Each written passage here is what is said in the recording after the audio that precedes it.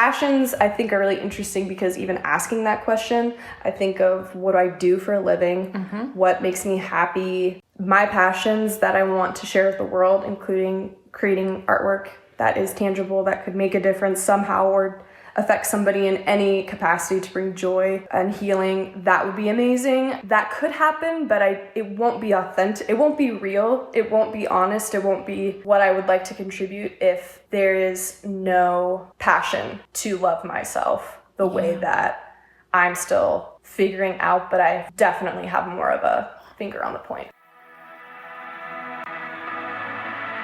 I'm Katie. I'm Anna. She's a psychotherapist. And she runs a photography empire. Together we make music and we podcast to encourage ourselves and you to do the things that scare us most. Hi, everyone. We are so grateful that you would choose to tune in to another episode of the Doing Scary Things podcast with us. I'm so excited about this conversation. You may notice that today's episode has a little bit different pace than some of our previous ones, and that was on purpose. We are talking about some heavy stuff today, and my brave friend Makaila is not only sharing about her beautiful artwork, but also the very inspiring and brave journey she's been on regarding her own mental health. So we talk about all the ways that the two intersect and just figuring out what we're doing with this life, because isn't that what we're all trying to figure out? We love you, friends. We hope you find this inspiring. As always, let us know what you do and don't like about it. And thanks again for tuning in. We're so excited that you're here with us today. Thank you for having me. This is fun. Friend of the show. Friend of the show. I'm so honored. Now I'm so a guest excited. of the show. Yes. Will you go ahead and tell our listeners who you are and a little bit about you? Hi, guys. I'm Makaila. I'm honored to be sitting here with friends. It's very brave. I just want to go ahead and say that. I think that is something that shines through every episode, if nothing else. The consistency of that is powerful. There's been days where listening to this is the difference between me breaking down and not breaking down, or breaking down because I need to break down and being okay with it and it being, so just want to say it's... Thanks for sharing that. Yeah, you're very brave and you're doing really great things. You know where that puts you? In the Brave Club. Because here you are on the show. Thank you. An invited guest. Yes. Thank you. I feel like this, I had to be brave to do this, to be honest with you. I'm honored to do it, but I was a little bit... Yeah. Talk about that. Well, my first instinct was to tell you no. When you asked me the first time to be, to come talk and do this, there was zero part of me that felt like I had anything to contribute. And then I experienced the loss of a family member I was really close with, and that was just devastating. Yeah. That was when we were supposed to do it. I flew out that night. And part of me felt, not that it was an excuse, but it definitely was something that when I felt that moment of, oh, you truly do not feel worthy to even sit and hang out with two people you admire and look up to, and no less than ask you questions. That was something that really hit me. That moment of embracing what I truly felt and acknowledging that I felt like I had an excuse to be like, I mean, it was a horrible excuse. Right. But it was kind of not even one. Mm-hmm. But just diving into that and going, okay, there's something to that, I think. So I say all of that because now having you here, feeling cozy, and feeling welcomed to be wherever I'm at is, I feel like, what I've been on the search for probably the last, I don't know how long, 2-ish years. There's definitely a timestamp.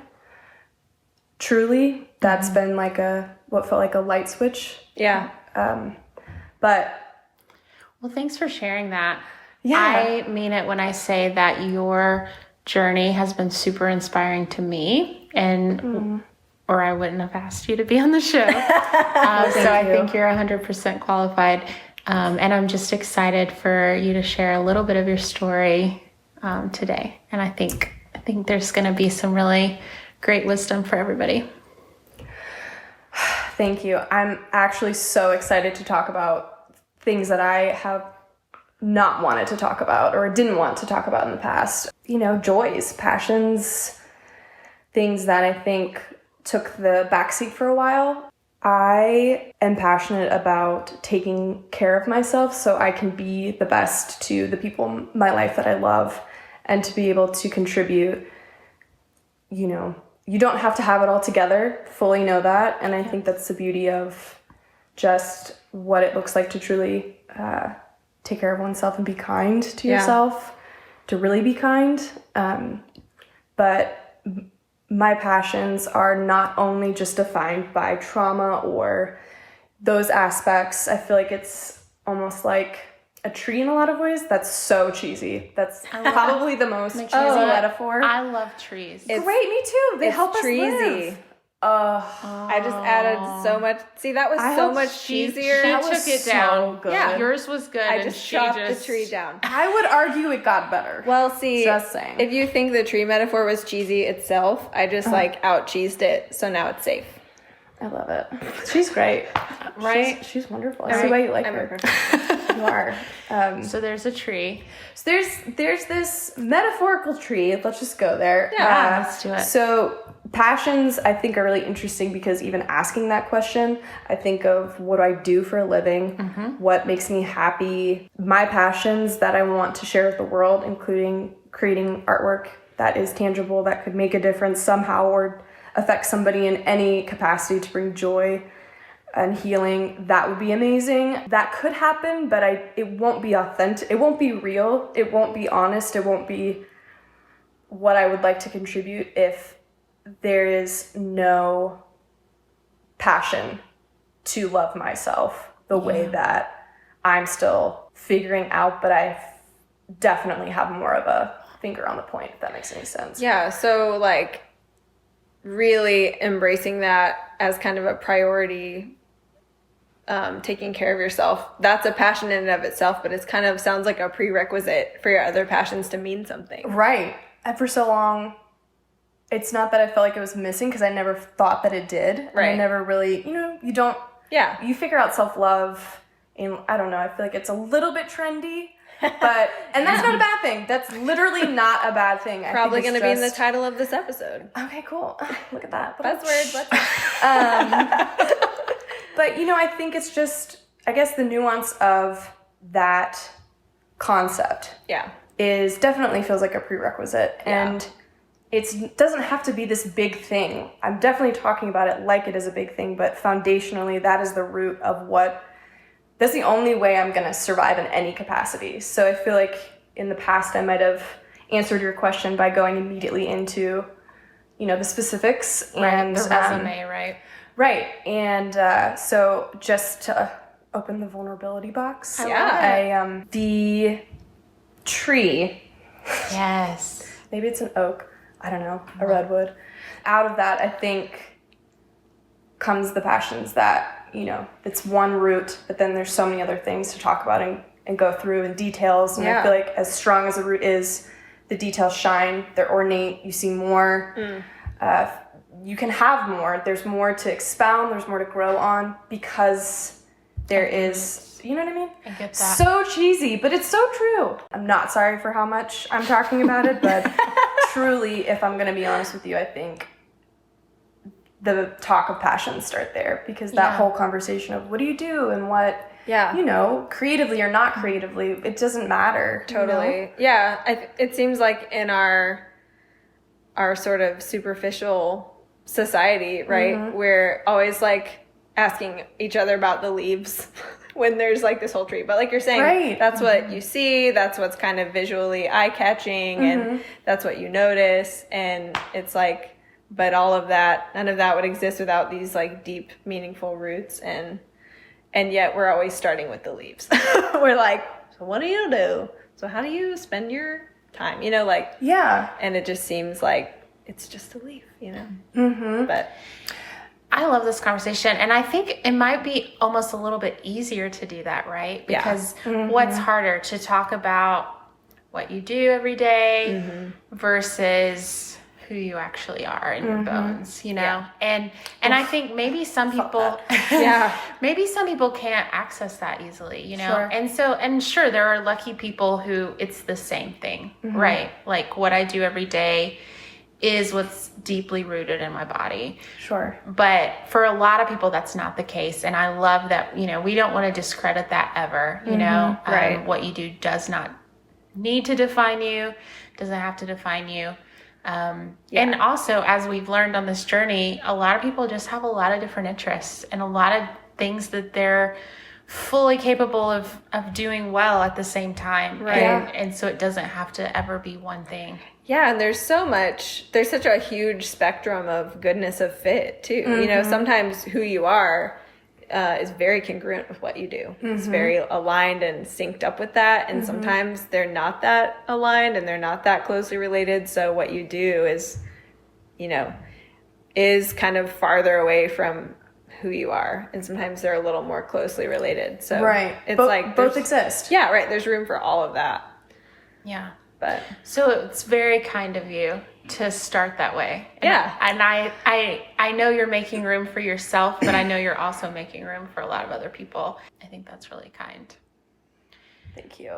Still a little terrified, but like in a good way, like healthy terrified. It feels healthy terrified. like the ice melting away. Yeah, that'll be the name of this. I appreciate you saying that. I think it's nice to acknowledge raw places I can feel literally in my body that I don't even want to access, but it's also, there's a piece to it now. We're talking about it not just in the capacity of a podcast, but in general.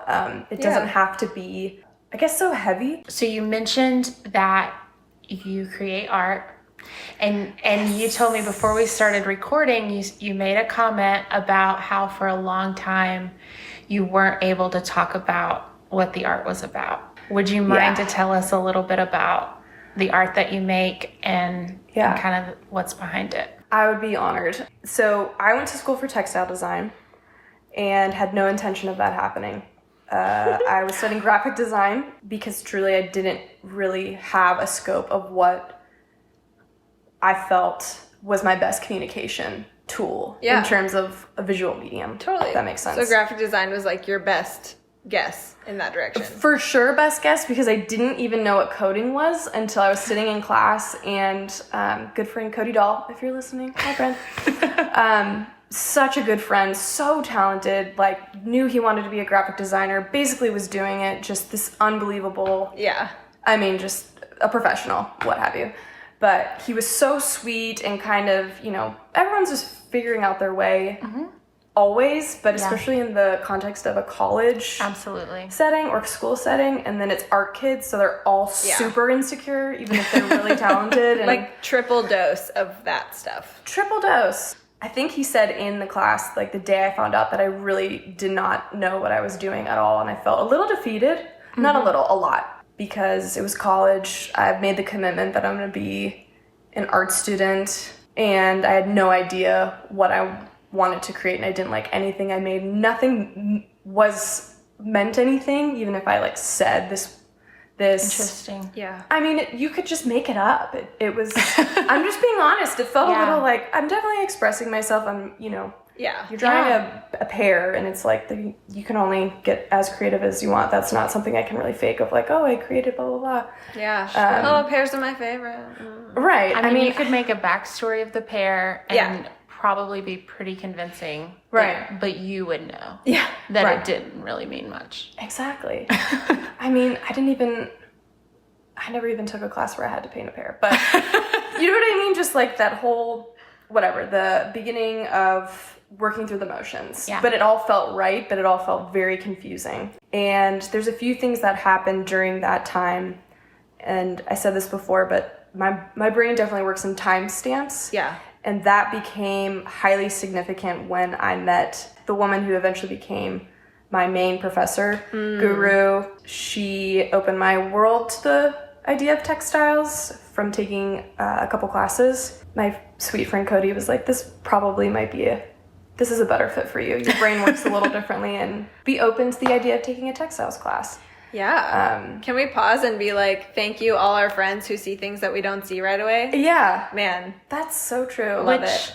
If we're pausing, I will just say to you, and I've said it a million times, but Makaila's the one that told me that I was a writer. because I had told her in confidence that I used to write like long before I was a photographer. And she said to me, "Don't you think that's significant?" I said, "Oh, so you're a writer then?" And Yeah. I have thought about that so many times, and it really flipped things for me. And I think you're absolutely right. Like, nobody knows what they're doing, especially in college, and you have to try things. And that's one of the central messages of this show is, you know, if you don't know what you're doing yet, or you don't know what you want to do, like, that's totally fine, you know, because we're all just taking steps and figuring it out. And so that's such a beautiful part of the process. So I love hearing that story. I didn't know any of that. So that's really cool. Yeah. I remember that moment when we were sitting on, I think we were on a couch, green couch. I'll never forget when you started talking about your writing, because it came out of nowhere too. It was like, I'm full of surprises. We had never talked about it before, and it was really cool. But I even think in that, paying attention to when people talk about things they wouldn't normally, especially when it comes to creating. Maybe. Yeah.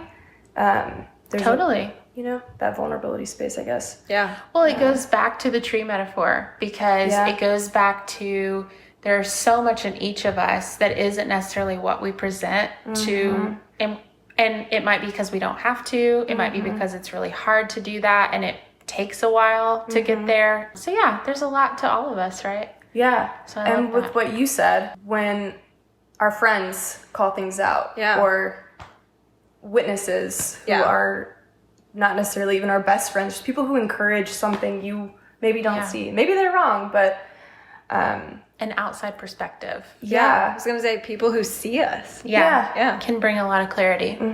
Oh, it's so good. These are like nuggets of gold that just feel so... You're right, you're bringing it. Now, what does that look like for somebody who doesn't know a lot about what like textile art is and just all of it? What did you start creating? The way I was introduced to textiles, my whole landscape of any knowledge I had of it at all was curtains, upholstery, you know, not that it's boring and there's anything wrong with it, but nothing in a way that was anything but functional, if that makes sense. So I definitely prejudged any notion of taking a class or being open to it until I took a 2-dimensional class, which was color theory. It was basically just texture with no texture, if that makes any sense, using things that had nothing to do with fabric. But it taught the concept, I guess, of seeing a material that's typically only for function and seeing it in a different visual way, breaking it down, cutting things.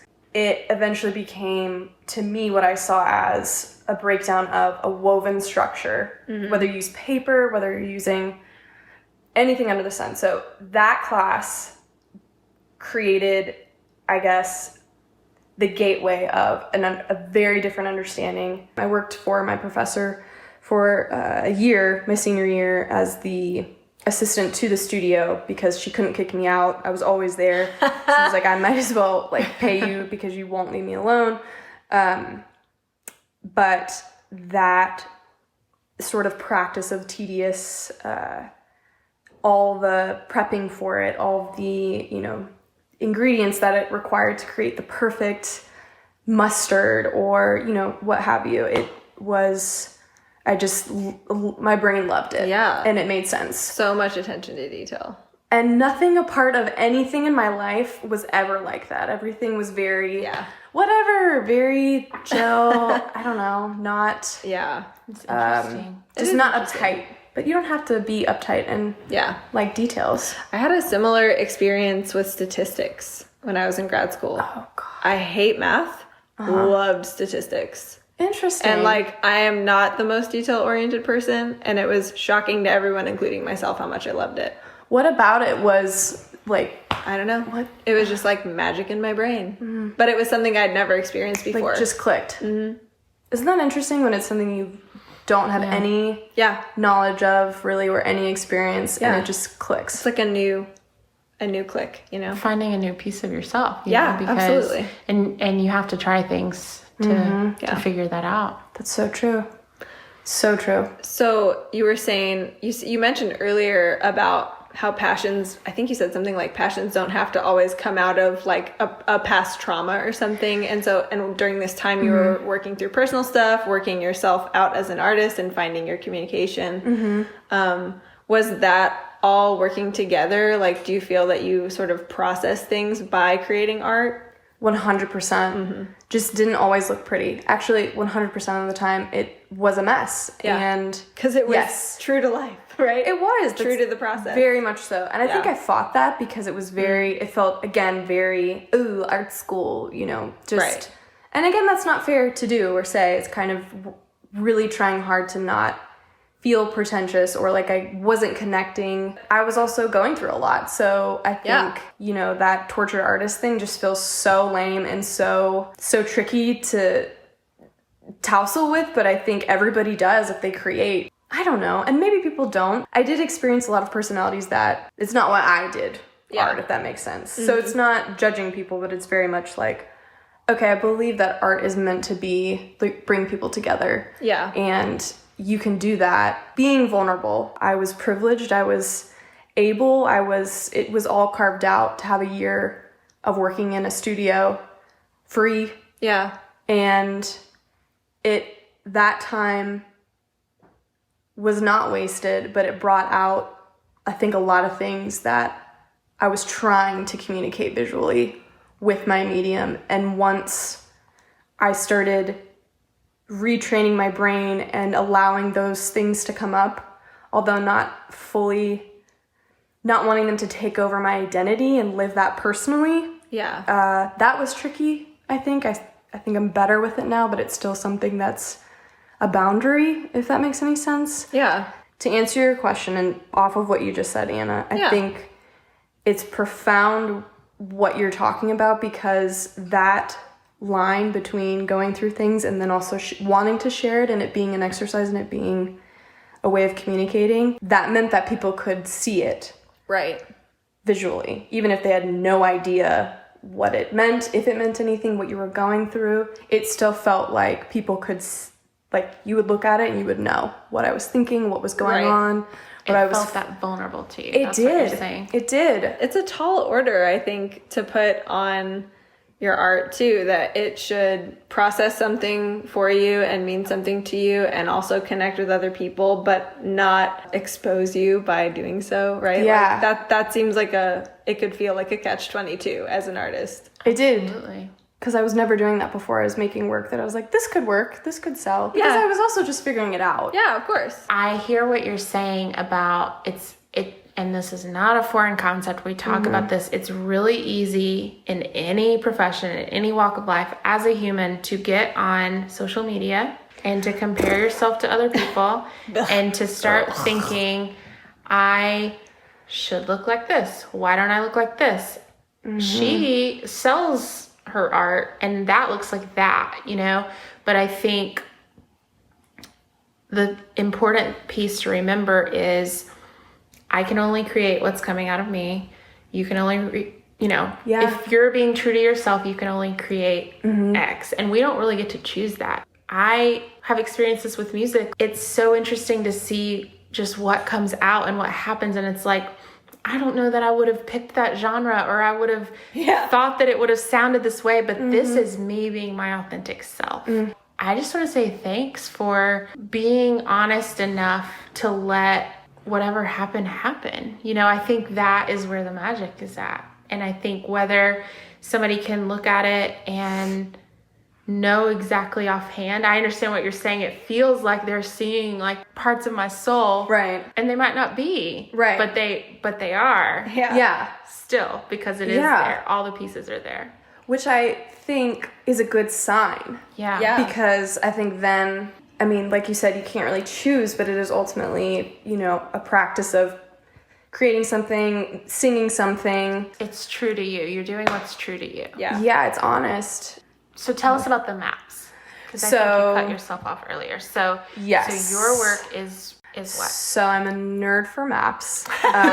Did not like math at all because I was terrible at it, but I love geometry because of shapes. So I became very infatuated with maps. So again, shapes. Always my brain worked in a lot of different ways. Some ways were stronger than others. That's anybody. But just visually, shapes, and then touching, tactile. As you can tell, we have a furry blanket covering the table, and I can't stop because it's just very soft. Yeah, It's very just soft. the bridge between 2-dimensional, 3-dimensional, something topical, and something that shares information in a visual platform. Yeah. And then also, there's a million different types of maps. Fun fact that I only have learned in the last 5 or 6 years. Wow. But I was introduced to them from my teacher in school who was playing with geography, and she's a genius. She's so strange and so perfect, and her brain thought of line design, and then living in the city, it became interesting to me in Atlanta how we were in a grid and just the kind of the breakdown of what was my home for so long, and it just I felt like I could feel the map. Yeah. When I was finishing my senior year in school, and it was only probably within the last 6 months, that was when I started to take what inspired me by the idea of maps visually and just functionally, and merged it with my love for making my own dyes and creating stitch work that was done free motion embroidery on a sewing machine for the kids at home. Is a crazy cool thing where you take a sewing machine and you essentially take the foot off of it. I take the foot off of it, and it becomes a pencil, a pen. It becomes a mark-making tool to make a permanent shape, but it also then is significant to creating a whole piece that would eventually become the idea of a map. You have a question? Yeah. Oh, I was having a reaction because as a rudimentary seamstress myself, it makes me squeamy to imagine taking the foot off my sewing machine. It's liberating. I'm seeing like stitches. And as Yeah. myself, I had no idea a sewing machine had a foot. It does, and you put that sucker down so that you have nice little tight stitches. Dangerous without it? I mean, one Or could it's lose a just- finger. Yeah. But Great. But it's there to kind of keep you on Yes. track. And hold yes. your fabric straight kind lines. of down. you have your Yeah. bobbin, you have your top Interesting. thread. Bobbin, that's such a fun word. It's so much fun. See, I know. Great vocabulary with sewing machines. I mean, great. I don't know all the words. I've kind of made up names for all the little pieces. I That do know foot and bobbin. I think that's the other ones I know really too. Foot and bobbin. They seem like the most important. Needle. Thread. The tension in the top. What have you. Tell So us anyways. more about that. The analogies are running through my brain. It's too complicated. because my all of brain. a sudden, because you just said it's so liberating. Yeah. So Yeah. all of a sudden we went from something that's designed to make like a straight line, I'm assuming. Right. Again, limited sewing machine No, knowledge. you know. And now you can do whatever you want with it. Now you can go anywhere. And you can create. Your own map.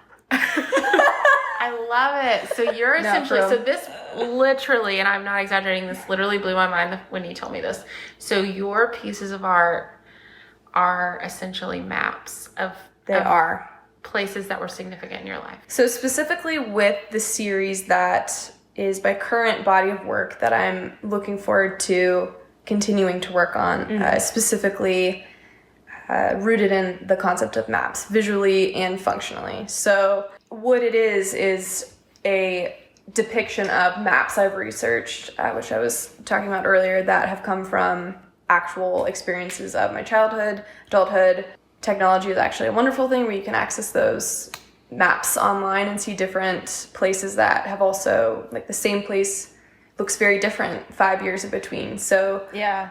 specifically one piece I made, which is my favorite and so close to my heart, is one that I created out of a map that depicts my grandma and grandpa's house in Wisconsin, and where I grew up picking blackberries and working with my grandpa in his garden. And that visual itself goes to show that, there's so much information visually and not visually that can give you the opportunity to know which turn to take, where to get to where you need to go next, but it can also just be this moment of looking outside of it Yeah. and just zooming out.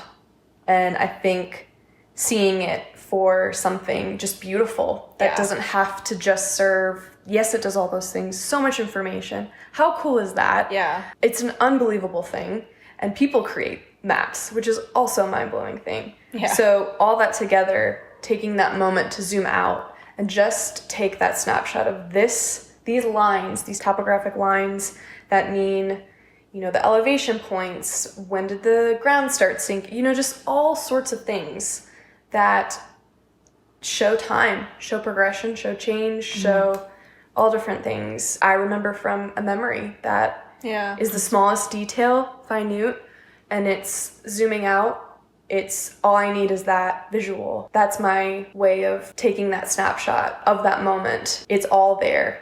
And it's just a very, not that the work is simple, not to downgrade what I do or to seem disrespectful to it in any way, but it's also can just be something that I enjoy colors, and it can be beautiful, and it can be enjoying the shapes. Yeah. And knowing that the work put into it as I was stitching or in that time of meditation and letting it go. Some pieces I would put aside and I couldn't even touch them because the moment and the memory, I couldn't work on it. Yeah. And so that is acknowledging that's important, but it's not going to steer my frame of, even just tying that into like the whole mental health thing. But so I think it's just to round out the maps. They are very much an emotional conversation of time and places that mean a lot, that have been hard, that have been transforming. And they also can just be a moment of a snapshot that can be, people can have their own interpretations, and they don't need to know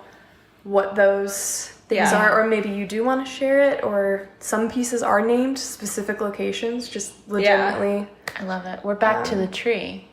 You know, like when you meet somebody, and it's like you don't have to share all of it, but it doesn't mean there's not still that depth there. Right. Exactly. And you can experientially know them and know very little about them, but your experience of them is still true to them. Yeah. I think that's fascinating. You made the point that things can look very different 5 or 6 years down the road. Yeah. I think that's a beautiful picture of what it's going to look like when you start creating again in your next body of work, Yeah.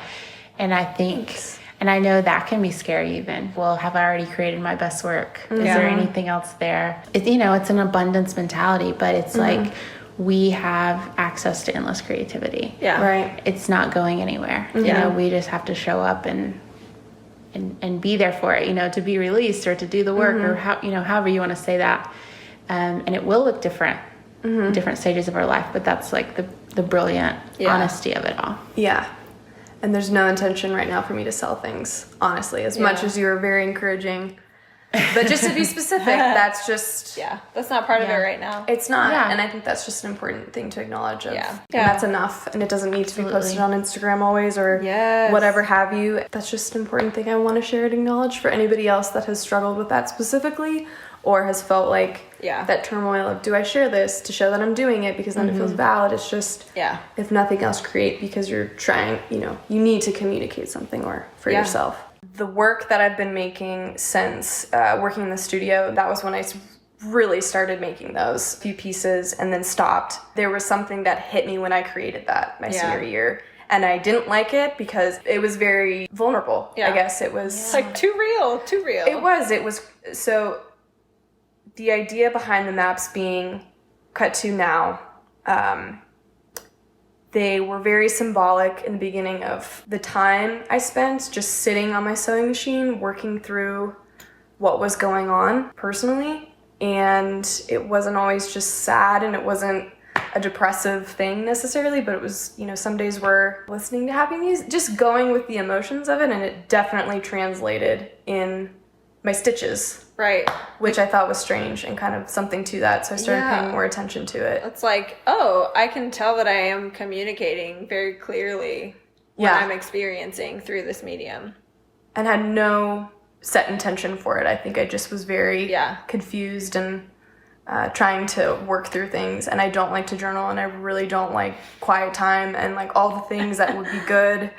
But just using your hands, using your mind and working through things and not having idle hands. And so in that, it looked, what I made looked like maps. So I just started paying more attention to that. And I think the idea behind what they represent and what they carry, personally, I don't know if you guys are this way, but I'm very sentimental, very old school. I don't like technology. It's not just because I'm bad at it, but I love the hand quality of something, personal interaction, not pressing a button and getting instant information and access, having to work for something, and maps. I don't know. So yeah, that just started it that. feels like almost like an old thing, you know, like a relic. We don't necessarily keep maps in our car anymore, right? Because we have GPS. Waze. Yeah. Google Maps, Yeah. all of it. It's I think the idea of it's very romantic to me because they're beautiful. Yeah. Maps are stunning. And so I paid attention to those things. Yeah. Picked up what I put down a long time ago. Just realized that this could be used in a way to communicate some real, not all bad battles, but some things I was just working through. Some human experiences. Yeah, just like being a person. What a unique way to get that out. Because like you kind of mentioned, some people do it with words and some people do it with journaling, and some people could probably pick up a paintbrush and like draw what they're feeling. Which is amazing. All of those things are wonderful. Amazing. And I don't think there's a wrong way to access your emotions. But what a beautiful way to do it. The beauty of that merge where I felt like my mind was working as a map, and then I started thinking of, while I was in the studio, moments and times really pressing into places, memories, beautiful memories, hard memories, sad memories. Yeah, charged. Yeah. Something with the charge. Yes, something with the charge. Something that felt important by no grand scale of life-changing moments that, I'll never forget in my mind. Some just small things. I just started taking notes of them, literally just a bulletin of places that stand out and opening that space, acknowledging what got me where I'm at, and different memories, and again, very sentimental. Yeah. Love, I don't know, just relishing in those, keeping little keepsakes. I don't know if you guys keep little like mementos of, yeah. I don't know, just things that landmark where you were, what it meant. I still have the tickets to the show that we went to on my birthday that Dan played. Those little things add up and they matter and they create landmarks in my mind. So once that felt like a clear way to communicate something, I went for it and I started creating these pieces, large scale, small scale. They were visual representations, translations of actual topographic maps that I had researched from those specific places and memories where that stuff happened, basically. Right. But the actual physical landmark and that was the cool thing, I could find it online. Yeah. I could find it, which is very counterintuitive. It's like technology using code. But, yeah, it has its place. So I just couldn't, it wasn't like I had an end result. I didn't know what it would look like, but it just was an interesting concept to me that it felt like I was actually communicating anything at all that I felt mattered. Okay, so our listeners are probably on this journey to figure out what they want to do, right? I mean, we all are to a certain extent. We're figuring out ourselves. We're figuring out what our passions are. If we're, lucky enough, we're figuring out how to make that part of our career. And I just think that's not always a linear path. And getting to know ourselves isn't always a linear path. So I think everything you're describing, it's like fitting together like a puzzle piece almost. You were introduced to textiles and you didn't know about it before. It's like you start carefully crafting this masterpiece. I just think that's such a beautiful picture of trying to figure out what's going to make you feel alive. Well said. I love that you revisited your own experiences and kind of looked inward for direction. Yeah. I think especially as a college student who's maybe feeling some kind of existential way about their life, it's really easy to like numb that out or try to ignore it or try to bury it. And I think it's really, speaking of brave that you turned inside to like go in search of that and you found something. Like you found something that fit. And I think that's like pretty incredible. Yeah. I'm very grateful for that. Yeah. Thank you. Yeah, I think it feels like it's on the cusp of, I'm excited to actually, be talking about it. When I created that work and everybody came to the show, which was so beautiful and it just meant the world to have all these friends and family come and see this work that I had been stitching away by myself each day. And again, puzzle pieces. And like you were saying, Anna, the numbing, and I think whether people go through whatever it is, figuring out life, quote unquote, but the good and the bad, depending on whatever that looks like, or, you know, people's figuring things out, quote unquote, looks really different in different shades, and people go through different things. What's amazing to recognize, not just in the work that I've created, but from that, it's not all of those memories that I created maps of were moments of like horrific trauma that felt like they were opening up. Yeah. Like, you know what I mean? It all felt very equal, and I think that taught me a lot, where that also I think was paralleling what I was learning just with what I was going through personally at the time, and was very confused about. Yeah. And didn't have a lot of education on. Yeah. Or experience with personally. So it was very confusing myself. Do you mind to talk about what that is? Yeah, I don't mind at all. I was diagnosed with an eating disorder when I was in high school, and totally in denial about it, but the control factors, the numbing of things, it all just kind of manifested, and I think that laid some groundwork for whatever was to come later, who knows. But when I was about 23, I don't know, it feels like 2.5, 3 years ago, everything felt like it was amazing. I was at the cusp of it just felt like a high almost, like everything was right, and I felt like I was getting it. It's all happening. Yeah, I was like figuring it out. I was doing it all, and it all was really lovely and amazing community, great people. I wasn't faking anything, but still was dealing with, not perfect human things, because those were my struggles. And then it felt like a light switch, and just had to acknowledge that there were more mental health things that I had no control over. Genetics is a lot of things, but it's also just, that's a whole conversation, but I've acknowledged that it is a part of who I am, but it doesn't define who I am. Acknowledging being diagnosed with a mental illness that I felt like I didn't deserve to have, because I had gone through just such a privileged life, so many amazing things and opportunities, all so grateful for all of it. Never took it for granted. I felt like this was unbelievable, and not taking it for granted, I guess, but it was just that contributed to a lot of, I think, pushback I had myself. And I think that's a lot of control manifesting, and hang on, you might be having a couple bad days, but you're good. Yeah. You're good. Being competitive, I played sports my whole life, so that was a really interesting dynamic that only served for the benefit of my artwork, because of, I think, the idea of the control. I guess it can go both ways. It can serve you, or you can serve it. Right. Yeah. You're so good with words. I know a little bit about control. Yeah. It's fine.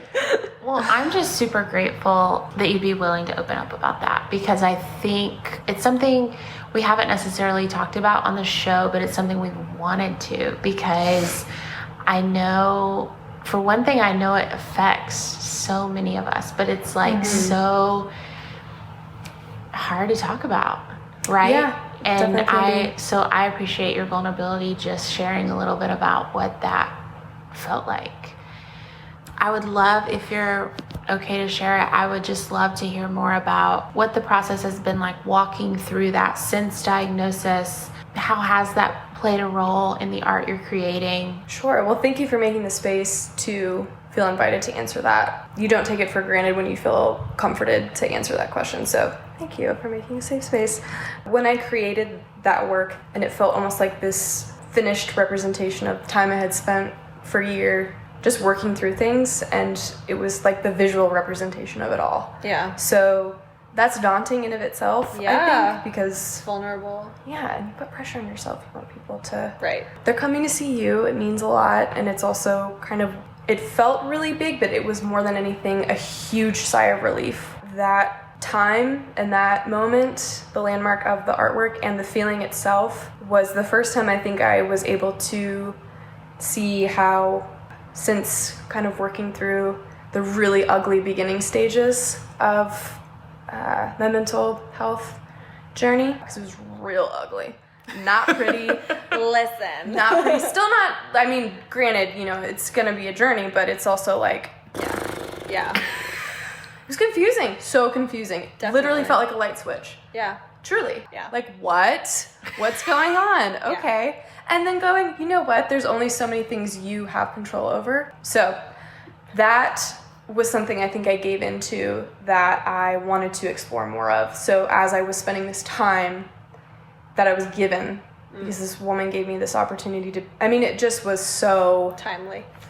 Yep. Like, thanks. Like, it was almost like, I feel like pointing to the sky. Truly, he was just like, you're going to do this because you don't have a choice and it's time. In a lot of ways, it did feel like that. Yeah. And that was also, you are going to deal with this because you can. Yeah. And it's a choice, though. And it's not something... Like, what a gift to be given, but also terrifying, I would imagine. Yeah. Can I make an observation? Please do. I'm imagining you working through this, and it's occurring to me that doing these maps, I get why it was liberating, right? Because you're working through like control stuff. Totally. And on one hand, you freed yourself, right? You removed the foot, and so you're free to go wherever you want. You're in control. Like, you're creating the path, controlling something like healthfully. Like, you literally did that to create the work. I think that's just fascinating. And what I heard when you say it like that. What I heard when you said that is she took the foot off. She could have gone anywhere she wanted. Yes. And she went back to places she knew. Yes. Almost like to learn more about them. My gosh. Right? Yeah. Yes, exactly. See, you are hitting everything that I don't do well with communicating. So I'm going to cry hearing you guys talk about this because that's why I create visual things. You're right. You this is you, but you communicated it without words. Right. And that's so powerful. Yeah, that's the thing. You already communicated that. Yeah. We're just trying to describe. We're reflecting what you communicated. Already created. I think the surreal thing is hearing somebody else describe it in a way that, it's just a surreal thing to... It's amazing. Because it's what you take away from it, right? Yeah.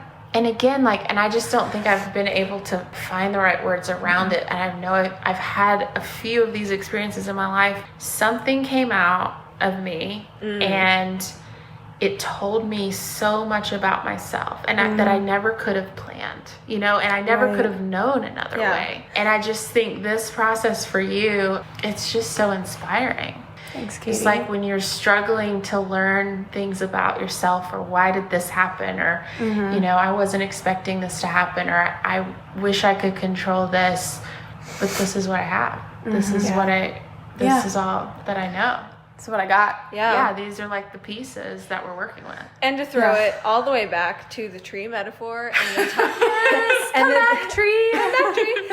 The oak.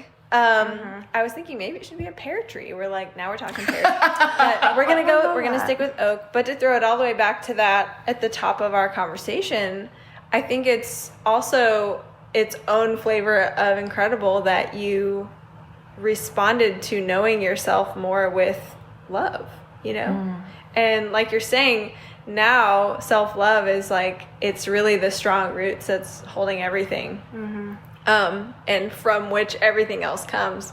But like Katie just said, it's like you had access to this new knowledge of yourself, and now you're responding to that by loving yourself and having a priority of caring for yourself. I think that's also kind of a counterintuitive thing to do. I think it's a very intentional thing that you do when you do it, right? And that's... Yeah, I like that point. I like what you just said. What I heard you say is love is a choice. And just like we don't necessarily get to pick what our art looks like, or what is inside of us to bring to fruition, or what is inside of us to create. It's like we just have to figure out how to best be true to ourselves and love that well and nurture that and take care of that. That's huge. I love the order that you did it. I don't know. I'm just picturing this visual thing of you bringing it outside of your body. So now we have these beautiful pieces of artwork, and then you going back to nurture kind of what's left, but it's like where it started. Yeah, I think it had to be that way. Yeah. I don't think I would have done it. Yeah. Non-linear, like you said. Non-linear. Yes. That's a really great point. Yeah. The idea of making something more than anything felt not like an escape, but definitely working through form, working through a medium that is not just one thing.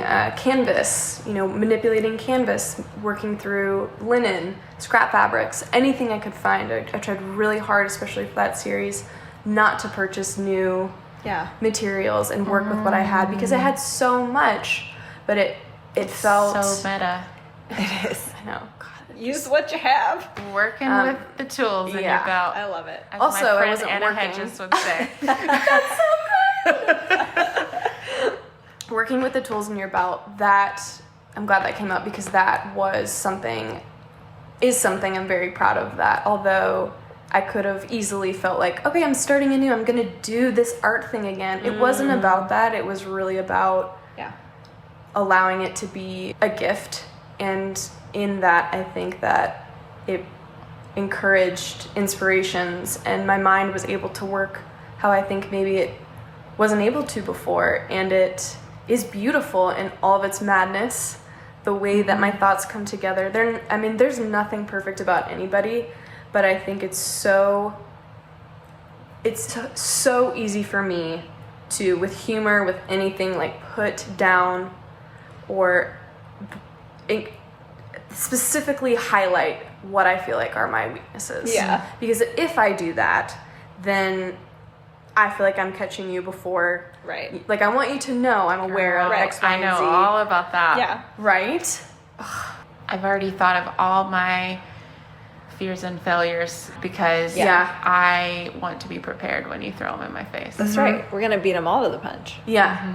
The mental health, all of that whole conversation, where I'm at right now with that specifically, which is definitely a translation to where I'm at with creating my work, is first and foremost being very careful not to create an identity that is fueled and surrounded by trauma.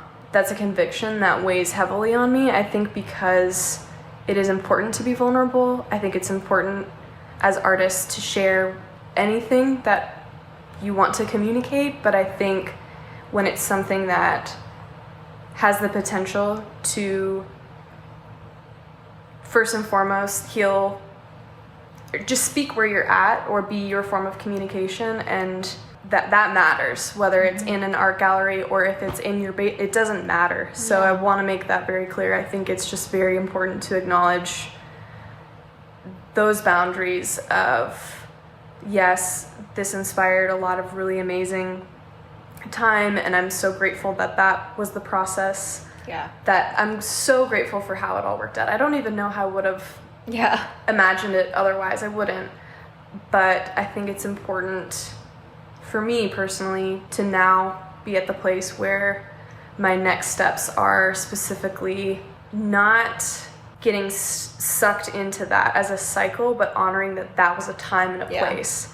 And that's not what fueled inspiration to, you know what I mean? That's not a reason to stay stuck in it, because it was good source material. I think sometimes mental health and art, there's a big love-hate relationship between artists and their struggles, right? And it almost is sometimes a cliche, but it's a cliche for a reason. Yeah. Because that's how people are working through their stuff. But I think what you're saying here is sometimes that can go in an unhealthy direction, and you can utilize and process those life experiences to the point that it kind of serves your healing. But beyond that, it sounds like you're not really interested in that, in keeping it alive for the sake of creating more art because it worked back then, Right. Yeah. It's just so interesting to me, because I think that if you ask 10 different artists, they'd have 10 different opinions about it. And that's a very personal subject too. You know? It is. And that's the beauty of having the privilege and the honor or the even desire to make things. That's important to me now as I'm actually moving forward with wanting to pick up materials again. Since you bought a piece. Yes. I hid even all of that artwork. Even that show, it was a release, like I said, and it went over well in terms of people's responses. You and Dan asked a lot of questions about, they just knew, I think, a little bit. I know what it feels like to hide.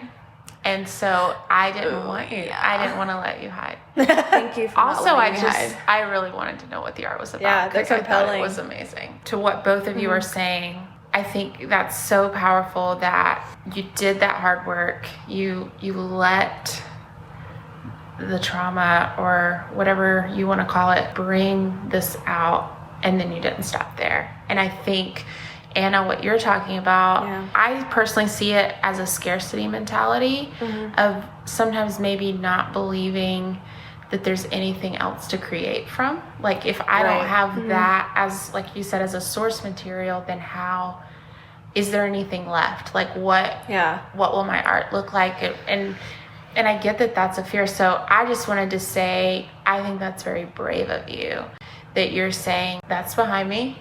And that's what it was, and that's who I was.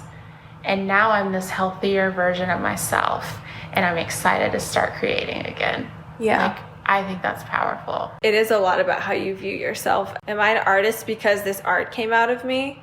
Or did this art come out of me because I'm an artist?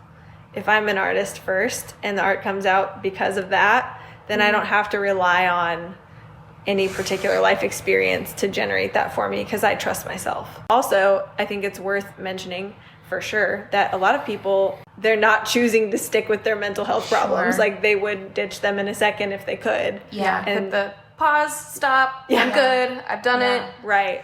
Yeah. Right. It's like Sorry to cut sometimes off, but you can call it, and Right. it's a healthy thing to know when to call it. Yeah, working on that. Yeah. Feels nice to be at that pinnacle in my personal life, and it's part of me, and I acknowledge it. It's chemistry in my brain. My brain is fascinating. I think that in of itself is a map. That's one of the maps I've made. 100%. I've used my brain scan as a map, which was, I know what piece it is. I don't even know if I want to tell people what it is. No, I do. Yes. It's labeled. I was forced to put it in the name because the owner of the gallery saw it, and she was like, you have to share this more.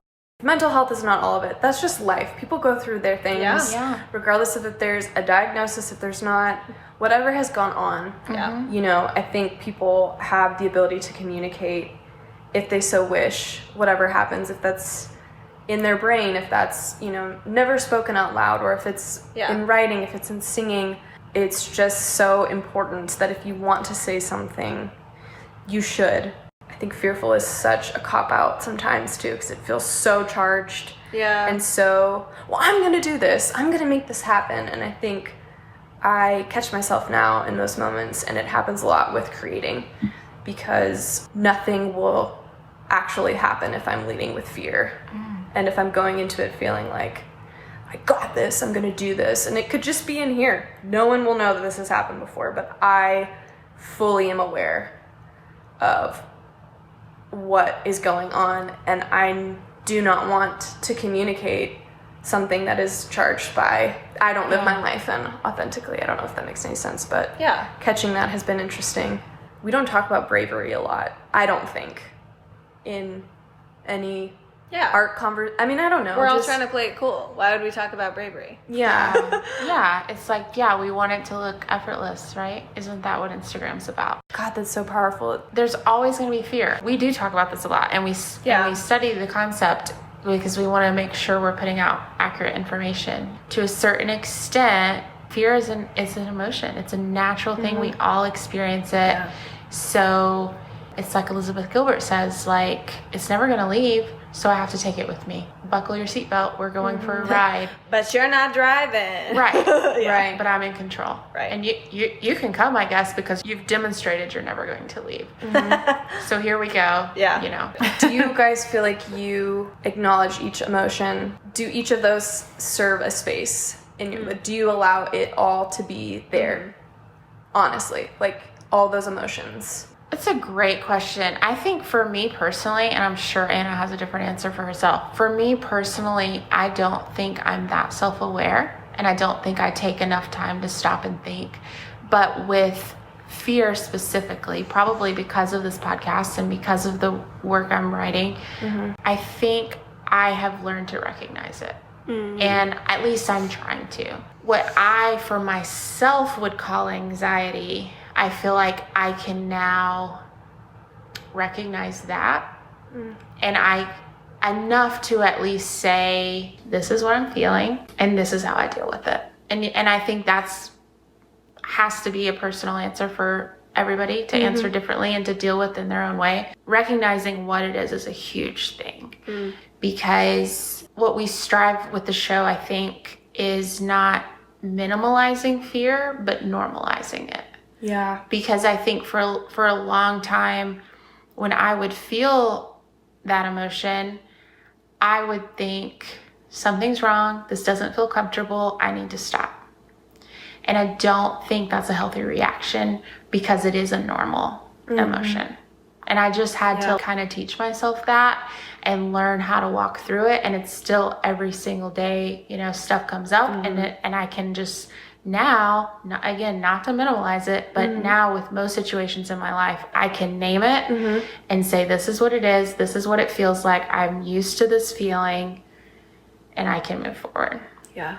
That's amazing. That's been my personal experience currently. No, I totally love that. I think that's it is so accurate because, like you're saying, naming it, like I was thinking, that was a really good question. Yeah. I was like, wow, I need to think about that for a minute. But I think my answer is similar. I don't know that they all have an equal place. I think they're all equally valid.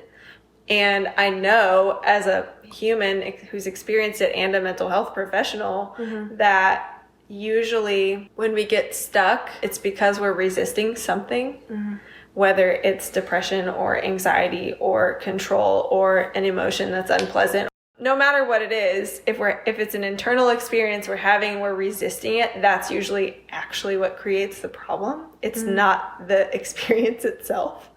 And so I think, like, exactly what you're saying, that's why I think what you're saying is absolutely right. Because when you can acknowledge it, that's on some level, like, not necessarily saying it's all good or okay. Right. But when you're accepting that it's there and you're not denying its existence, you're saving yourself a lot of heartache and stuckness. I probably have my own personal favorites and anti-favorites of what feelings or what internal experiences can come up, and some I'm more prone to resist than others.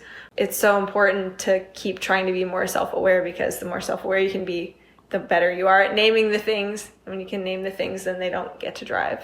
They have a better chance of snatching away the steering wheel from you if you don't know they're there, or you don't know what they are, where they're coming from, or what they're going to do, or how they behave, or the nature of them, Right.